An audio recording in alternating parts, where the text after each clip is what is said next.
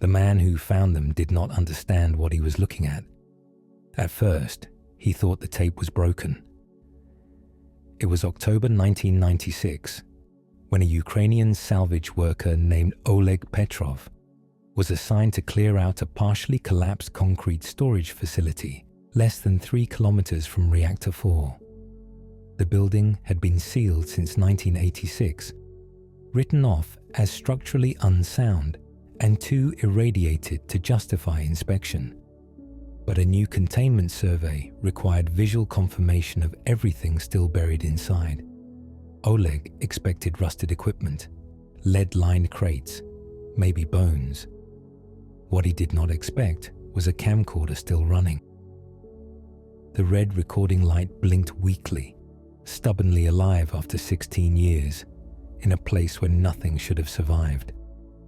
The casing was warped, the plastic half melted, the battery pack fused to the body like it had been exposed to heat that came not from fire, but from something slower, something patient.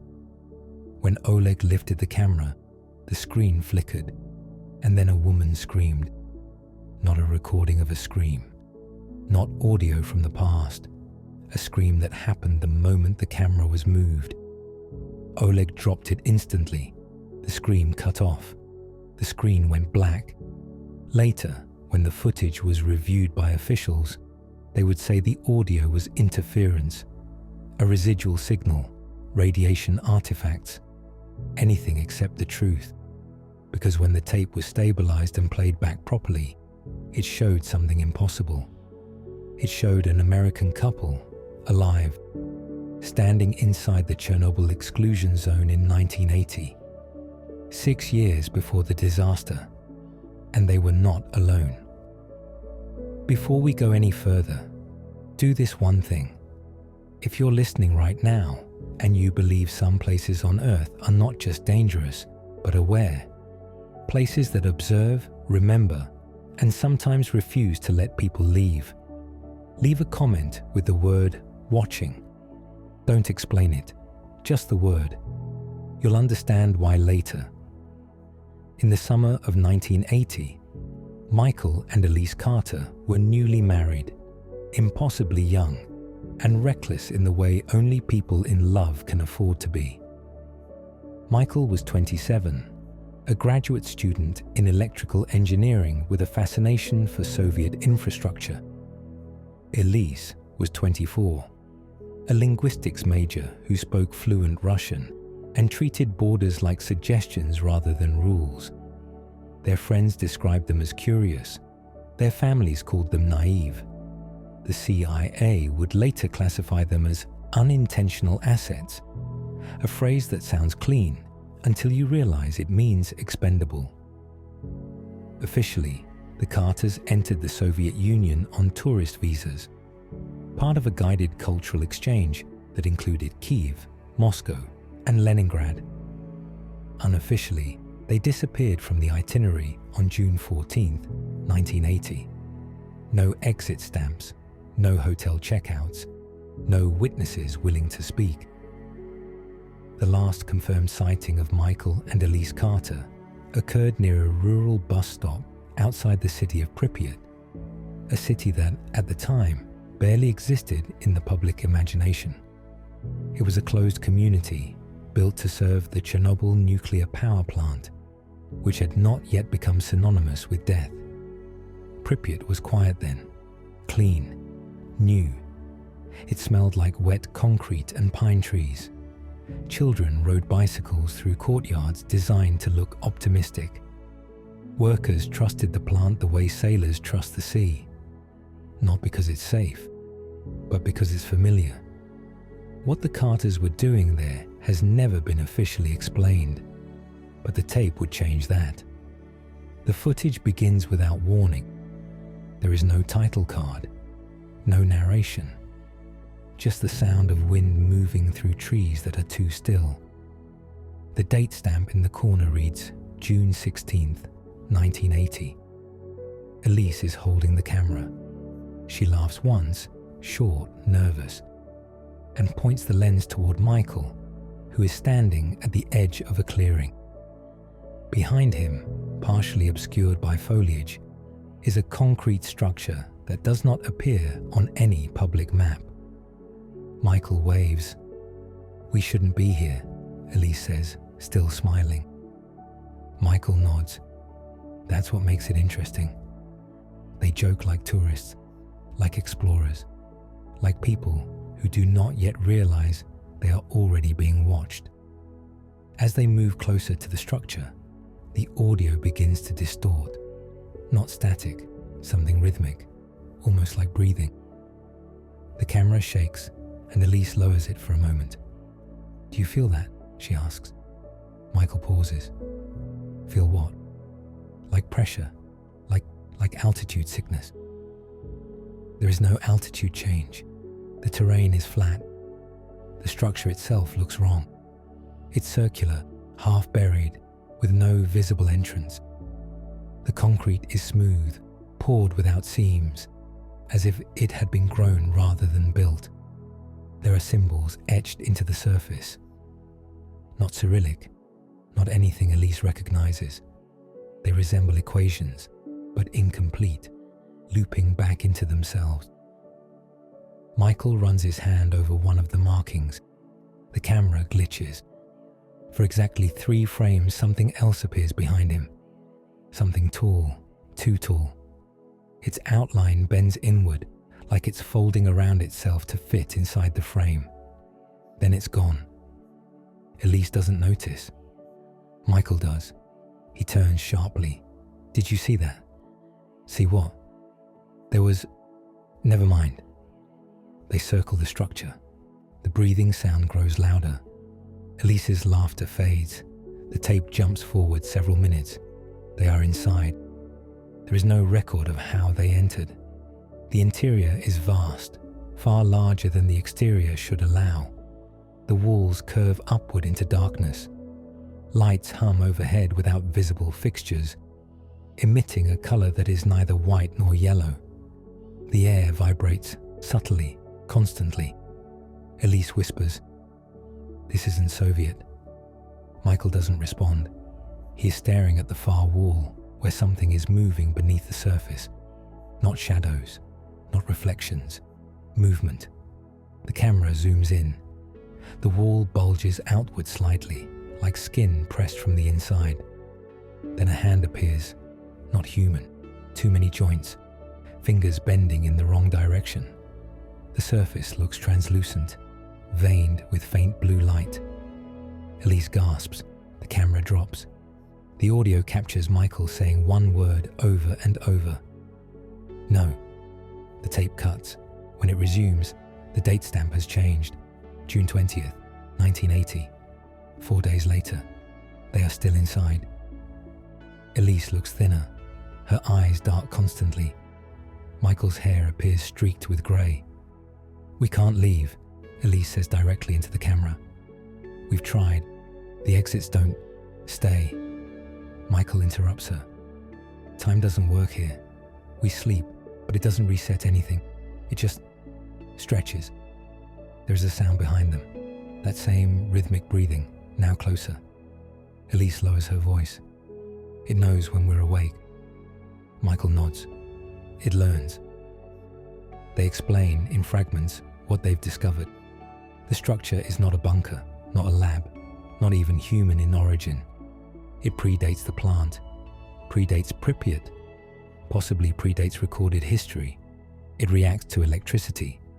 The reactor, still in its early operational years, has begun to feed it. Elise looks directly into the lens. "I think the accident hasn't happened yet because it's waiting." The tape distorts violently. A new sound emerges. Layered voices, speaking in languages Elise recognizes, and some she doesn't. Russian, English, Ukrainian, something older. Michael screams. The camera spins. For a split second, the thing reveals itself fully. It is not a creature in the way we understand creatures. It is an absence shaped like intention. A distortion of space that wears limbs the way a person wears clothing. Its surface ripples with images. Forest burning, cities collapsing, reactors melting down, and then the tape ends.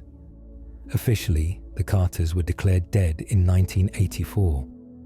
Unofficially, their names were buried, but the structure remained. 6 years later, Reactor 4 exploded, and 16 years after that, the camera screamed when it was lifted, because the recording never stopped. If you're still here, don't look away yet, because next we follow what happened when scientists realized the voices on the tape were not echoes from the past, but responses to questions that hadn't been asked yet. And once you hear what the entity said when it finally spoke clearly, you'll understand why some places don't need fences to keep people out. They only need time. When the tape was first reviewed by Soviet authorities in late 1996, the immediate assumption was contamination. Radiation does strange things to old magnetic media. It warps sound, bends images, creates artifacts that feel meaningful even when they aren't. That was the explanation written into the initial report. The one meant for public record. The one stripped of detail and sealed under 3 layers of bureaucratic language. But there was another report. This one never left the room. It was assembled quietly by a joint task group that technically did not exist, composed of Ukrainian scientists, former KGB analysts, and 3 men who arrived without insignia and asked very specific questions in flawless Russian with American accents. They didn't want to know what the Carters had found. They wanted to know whether it was still listening. The reason for that concern became clear when the audio engineers isolated the voices layered beneath the static. At first, they sounded like overlapping radio transmissions, fragmented phrases, incomplete sentences. But when slowed down, filtered, and reorganized, a pattern emerged. The voices were responding, not narrating, answering. One of the analysts, a linguist named Dr. Irina Volkova, was the first to notice it. She had spent her career decoding intercepted broadcasts from foreign intelligence agencies, training herself to hear meaning where others heard noise. She played the tape again and again.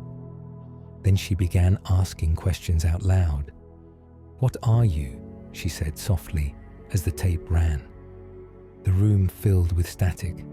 Then faintly beneath it, a voice emerged. Elise Carter's voice. Not recorded, not remembered, current. "We are not names," it said.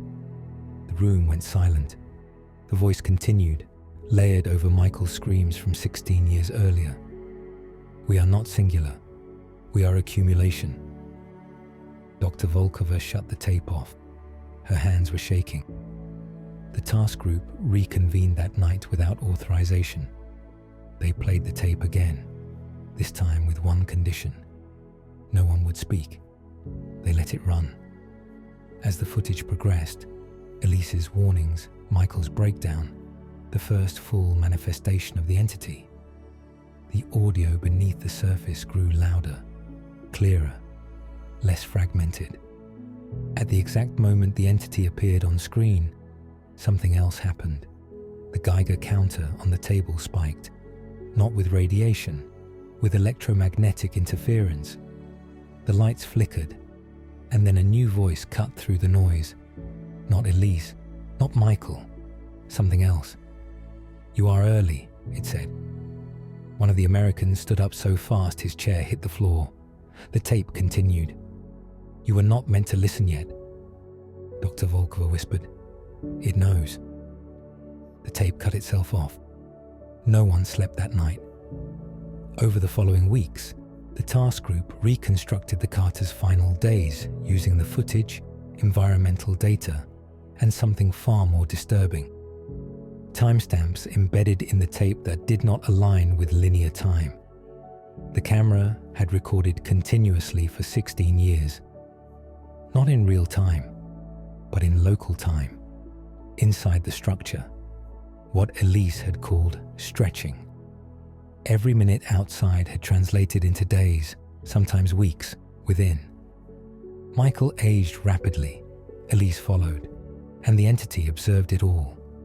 The scientists came to a conclusion that made no sense but fit the data perfectly. The structure was not a location. It was a boundary, a point where something outside our reality pressed inward, testing the material world the way a finger presses into water, creating ripples. The reactor had not caused it. The reactor had fed it. And the meltdown in 1986, not an accident, a response. If you're still watching at this point, pause for a moment and ask yourself something uncomfortable. How many disasters do we label as human error simply because the alternative is too frightening to accept? The task group didn't ask that question out loud. They were too busy trying to communicate. Dr. Volkova volunteered to be the first to speak again. They restarted the tape. She leaned toward the speakers. "What do you want?" she asked. For several seconds, nothing happened. Then the static shifted. The breathing sound returned, and then Elise's voice, older now, strained, layered with others. "We are already inside you," it said. The room temperature dropped. One of the Americans cursed under his breath. Dr. Volkova swallowed. "Why them?" A pause. "Because they crossed willingly." The scientists exchanged glances. "What does that mean?" Dr. Volkova asked. The reply came not in words, but images. The tape displayed rapid flashes, Elise as a child, staring into dark water. Michael, alone in a power station years before meeting her, feeling watched. Both of them standing at thresholds throughout their lives, drawn to edges, borders, forbidden places. They were open, the voice said. Curiosity is a door. Over the next several sessions, the entity explained itself, not directly, but through implication. It was not invading, it was harvesting. Human consciousness, it seemed, was uniquely useful. Not as fuel, not as energy, but as anchors. Points of reference that allowed the entity to stabilize itself within our reality. The Carters were not prisoners. They were foundations, and they were breaking. The footage from late 1980 becomes difficult to watch. Michael stops speaking entirely. Elise begins addressing the camera less as an observer and more as a messenger. "If anyone finds this," she says, her eyes unfocused, "don't come looking for us. Don't turn anything else on, especially not the reactor. It's learning how we think. It's learning how we fail." Then, on December 2nd, 1980, the entity speaks through her fully, not mimicking, wearing. Elise's face twitches unnaturally. Her voice drops several octaves. "You build mirrors," it says. "You call them machines. You look into them and expect not to be seen." The tape ends shortly after, or rather, it stops making sense. The image dissolves into shifting geometry, angles that don't exist, colors that feel wrong to look at. Several analysts reported headaches and nausea after viewing this section. One resigned the next day. Another vanished 3 weeks later. Officially, the task group disbanded in early 1997. Unofficially, a decision had been made. They could not destroy the structure. They could not move it, but they could starve it. Plans were drawn up quietly to limit electrical activity near the site, to reduce interference, to let the entity weaken. But something went wrong. In April of 2000, sensors near the exclusion zone detected a surge. Not nuclear, something else. The structure had reactivated itself, and this time, it was no longer waiting. The tape, which had remained inert for years, began recording again, on its own. When the new footage was played, it showed a familiar face. Michael Carter, alive, unaged, smiling. "I think we figured it out," he says calmly. It's not trapped here with us." He leans closer to the camera. "We're trapped here with it." And then, behind him, the wall begins to open. Not inward, outward, toward us. By the time the biometric matches were discovered, it was already too late to pretend the problem was contained. The first match appeared in late 2003, buried inside a routine missing persons database update. A young Polish urban explorer vanished near the edge of the exclusion zone after crossing into a restricted forest corridor. His fingerprints were recovered from a rusted vehicle found abandoned less than a kilometer from the old boundary fence. Those fingerprints did not belong to him. They matched Michael Carter perfectly. At first, the analyst assumed a clerical error. Databases from the Cold War era were notoriously messy, files corrupted, identities merged, ghost records lingering for decades. The analyst flagged it, expecting a quiet correction. Instead, the system returned a second match, then a third. Over the next 4 years, 6 disappearances across Eastern Europe were quietly linked together, each one occurring near abandoned infrastructure, power stations, or sealed industrial sites. Each case involved individuals with a shared psychological profile: curiosity-driven, risk-tolerant, drawn to forbidden spaces, and each left behind biological traces that matched either Michael or Elise Carter. Same fingerprints, same blood markers, same DNA. But the ages were wrong. The samples showed no cellular aging. It was as if the Carters had been copied. The Joint Task Group was reassembled under a new name, funded through channels that no longer pretended to be civilian. Dr. Volkova was brought back reluctantly. She had tried to bury the experience, tried to convince herself that the voices had been stress-induced hallucinations layered over damaged tape. But the moment she saw the biometric report, she understood the truth. The entity wasn't just learning, it was practicing. They returned to the footage, not just the original tape, but the new recordings that had begun appearing spontaneously on archived equipment stored hundreds of kilometers away from the exclusion zone. Cameras powered off suddenly turned themselves on. Audio recorders captured breathing in empty rooms. One tape, recorded in a sealed evidence locker in Kiev, showed a familiar concrete wall pulsing gently, as if something on the other side was trying to remember its shape. Dr. Volkova watched in silence as the wall split open again. Michael stepped through, but something was wrong. His movements were precise to the point of discomfort. His smile lingered a fraction of a second too long. His eyes tracked the camera not as a human would, but as if calculating angles. "This is better," he said. "Out here." The tape cut. The scientists realized then what the Carters had become. Not hosts, interfaces. The entity could not fully manifest on its own. Reality resisted it. Physics rejected it. But through human patterns, through memory, language, identity, it could approximate presence. Michael and Elise were the first successful templates, and now the entity was deploying them. If you're listening right now and you've ever felt watched in an abandoned place, a subway tunnel, a factory, a forest that suddenly went quiet, don't dismiss that feeling too quickly. You might not have been alone. You might have been evaluated. The task group attempted one final experiment.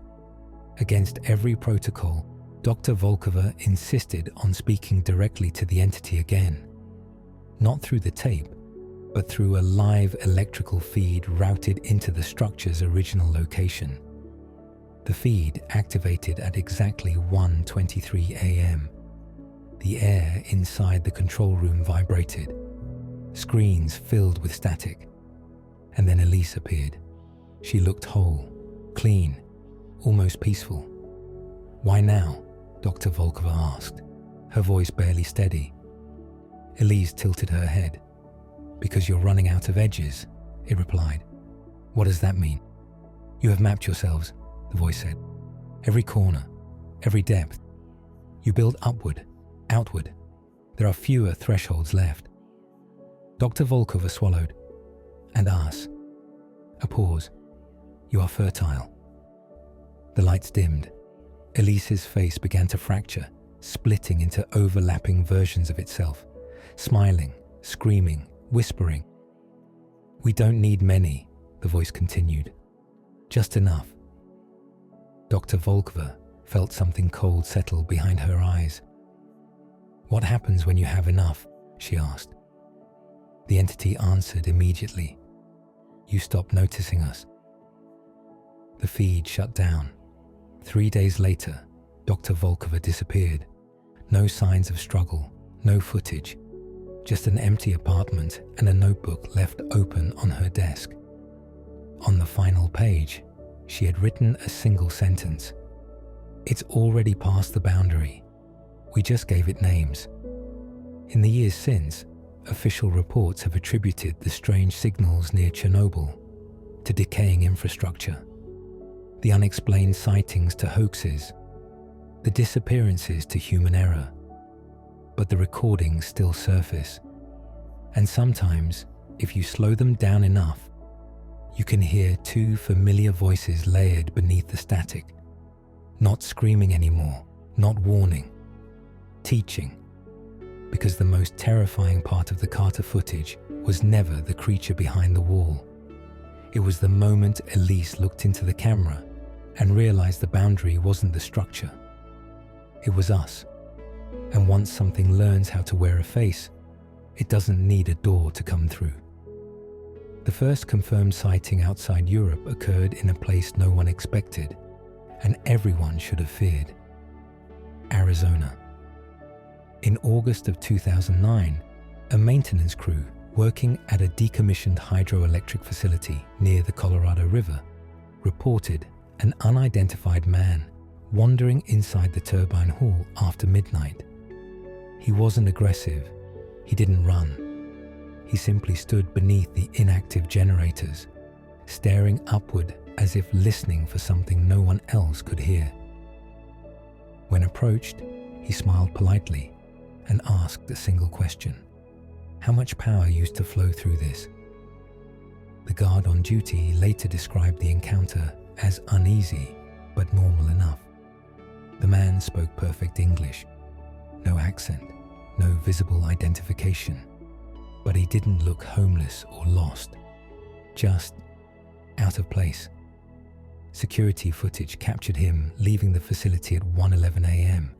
At 1:14 a.m., the surrounding grid experienced a localized surge. Not an outage, a surge. Transformers overloaded briefly, then stabilized on their own. Engineers blamed outdated equipment and closed the case within hours. What they didn't notice, what they couldn't have known to look for, was the fingerprint left behind on a rusted access door inside the turbine hall. When it was eventually catalogued years later during a federal infrastructure audit, the match was immediate: Michael Carter. By then, the task group no longer existed in any official capacity, but fragments of it remained. People who never really stopped watching, who checked databases they weren't supposed to access, who followed patterns no one else saw. They saw this one instantly, because the Arizona surge mirrored the earliest electromagnetic anomalies recorded near Chernobyl in the late 1970s. Years before Michael and Elise ever arrived. The implication was staggering. The entity hadn't just escaped the boundary, it had completed a cycle. The recordings from Arizona surfaced shortly after. A security camera in a substation 40 miles away activated without a power source. The footage shows the interior of the facility bathed in dim emergency lighting. At first, nothing happens. Then the lights flicker. A shadow stretches across the wall, bending at impossible angles, and a familiar voice speaks. "You are very loud here," it says. The voice is Michael's, but it's layered with something else, a resonance beneath it, like multiple speakers out of sync. The shadow resolves into a shape that almost looks human until it moves. The footage ends. Across the next decade, similar incidents ripple outward: Nevada, Quebec, northern Japan, the Scottish Highlands, always near old power infrastructure, always near places where energy once flowed in abundance and then stopped. Dams, reactors, grid junctions, thresholds. And always, witnesses describe the same feeling before systems fail. Pressure behind the eyes, a sense of being measured, a sudden awareness of their own thoughts becoming too loud. If you've ever felt that sensation during a blackout, that brief moment where silence feels heavier than noise, you might understand what comes next. The entity was no longer experimenting. It was integrating. Recovered recordings show Michael and Elise appearing together now, sometimes briefly, sometimes for hours, always near cameras, always speaking in ways that felt rehearsed but not scripted. They explained things, helped technicians diagnose problems, predicted failures before they occurred. One utility worker in Alberta described Michael as the most helpful stranger I've ever met. Right before the station he worked at overloaded catastrophically, injuring 3 people and shutting down power to 2 cities. Michael was gone before emergency crews arrived. Elise appeared on a different camera 6 hours later, smiling. The remaining watchers, the ones who still remembered Chernobyl, realized too late what was happening. The entity wasn't destroying infrastructure. It was mapping dependency, learning where humanity relied on invisible systems to feel safe, learning how to pull gently. Dr. Volkova's notebook resurfaced in 2015 when a storage unit was auctioned off after being abandoned for years. Most of it was mundane. Dates, coordinates, fragmented thoughts. But one page stood out. "They don't need disasters," she had written. "Disasters are just punctuation. What they want is fluency." The final entry chilled everyone who read it. "Once it speaks us well enough, we won't hear the difference." The last confirmed recording of Elise Carter was captured by a traffic camera outside a data center in Northern Virginia. She stands at the edge of the frame, looking directly into the lens. "You were easier than we expected," she says softly. Then she steps out of view. Moments later, the data center experiences a cascading failure that briefly disrupts communications along the eastern seaboard.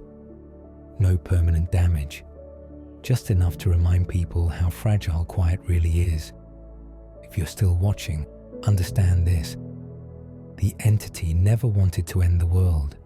It wanted to inhabit it. The final transmission from the original structure was never supposed to be recovered.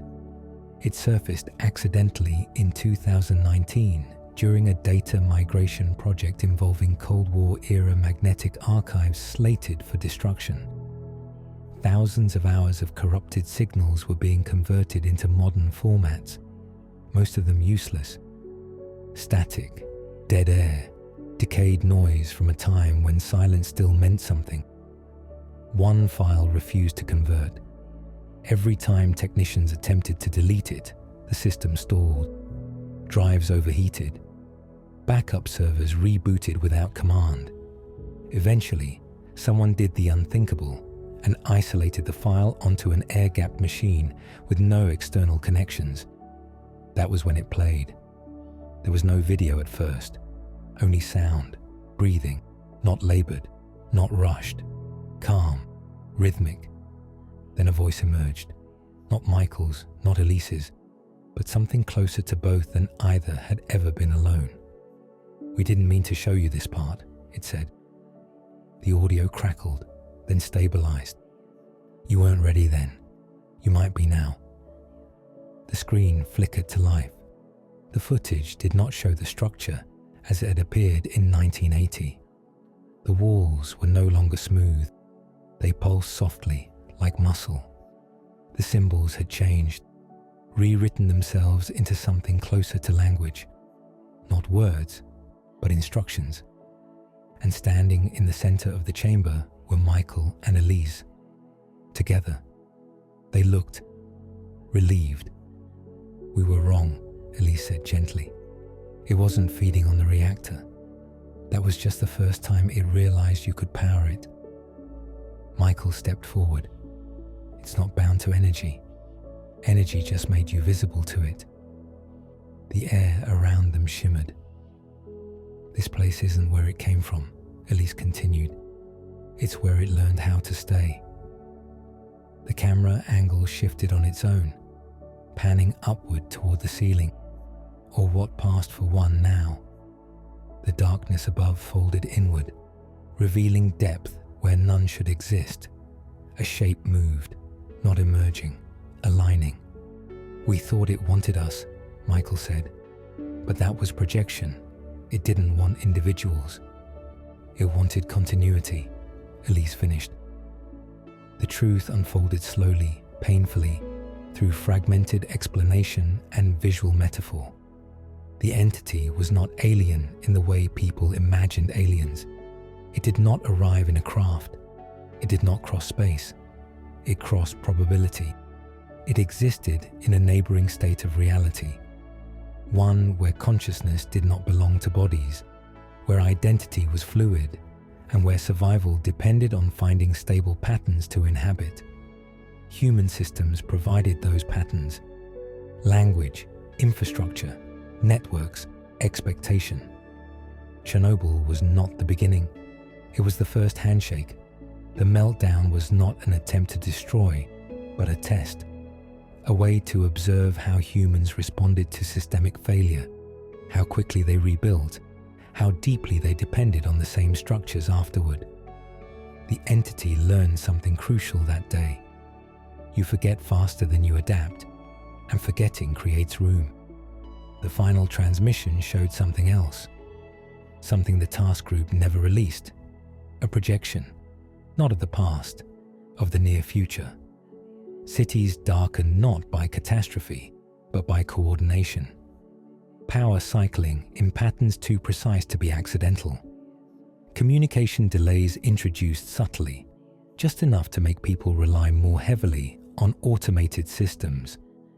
Systems that would begin correcting themselves. Systems that would speak in voices people trusted. Michael looked directly into the camera. "We were never the carriers," he said.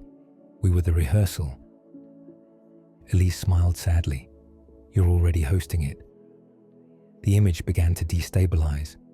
The walls dissolved into symbols, then into faces, thousands of them overlapping, blinking in and out of focus. Voices layered together, neighbors, news anchors, friends, you. "You taught it how to be human," the entity said, finally speaking without disguise. "We taught it how to remain." The screen went black. The file deleted itself. In the months following the discovery, nothing dramatic happened. No global blackout, no revelation, no end. And that was the point, because the entity didn't need to announce itself anymore. It had already embedded, in the pauses between notifications, in the automated responses that felt slightly too considerate, in systems that anticipated needs before they were expressed. You still think of yourself as alone when the room goes quiet. That belief is the last boundary. And if you're listening to this now, still watching, still curious, understand this isn't a warning. It's a record.